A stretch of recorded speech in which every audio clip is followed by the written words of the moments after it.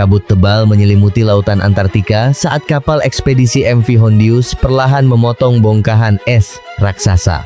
Di atas kapal itu, para penumpang percaya mereka sedang menjalani perjalanan impian ke salah satu tempat paling terpencil di bumi.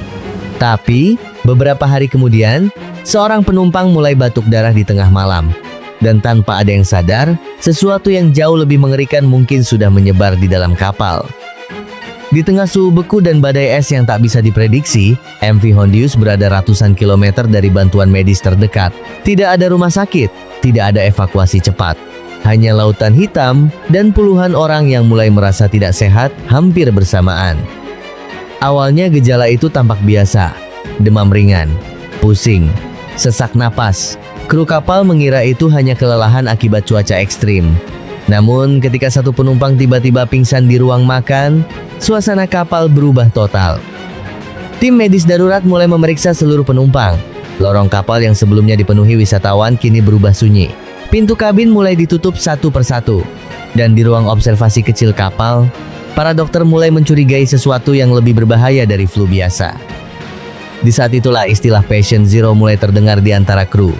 Seseorang mungkin membawa penyakit itu ke kapal tanpa menyadarinya sendiri. Tapi siapa?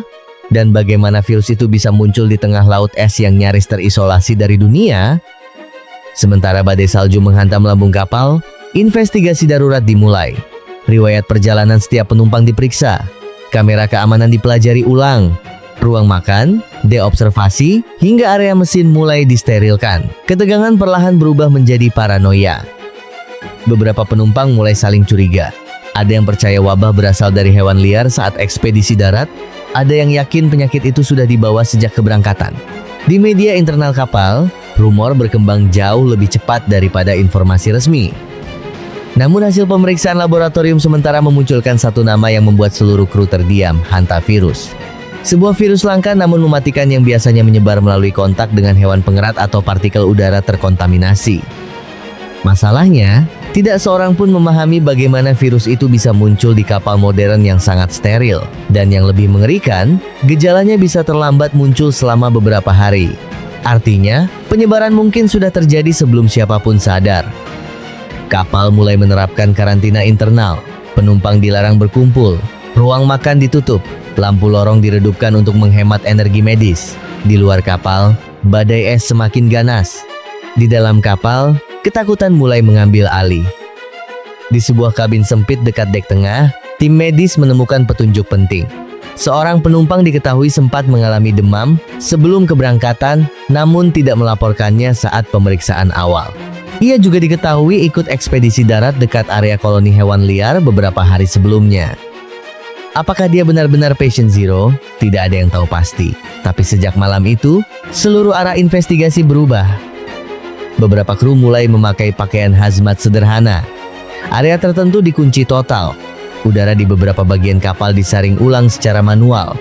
Dan setiap suara batuk kecil kini terdengar seperti ancaman mematikan.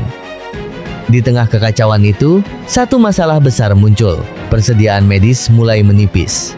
Jika lebih banyak penumpang jatuh sakit, MV Hondius mungkin tidak mampu bertahan sampai bantuan tiba. Hari-hari berikutnya berubah menjadi perlombaan melawan waktu. Sebagian penumpang mulai membaik, sebagian lain mengalami kondisi yang semakin buruk.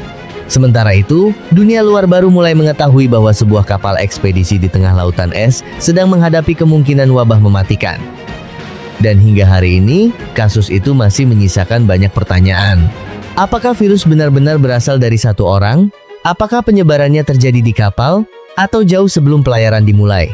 Dan yang paling mengerikan, berapa banyak wabah modern yang sebenarnya dimulai tanpa pernah disadari? Kadang ancaman terbesar bukan datang dari sesuatu yang terlihat jelas. Kadang, semuanya dimulai dari satu batu kecil di tengah malam, di tempat yang seharusnya paling aman di dunia. Kasus ini menjadi preseden. Keamanan hayati di kapal bukan hanya soal kebersihan, tapi juga audit rantai pasok. Ingin analisis epidemiologi kelautan lainnya? Like, subscribe untuk dokumenter lainnya.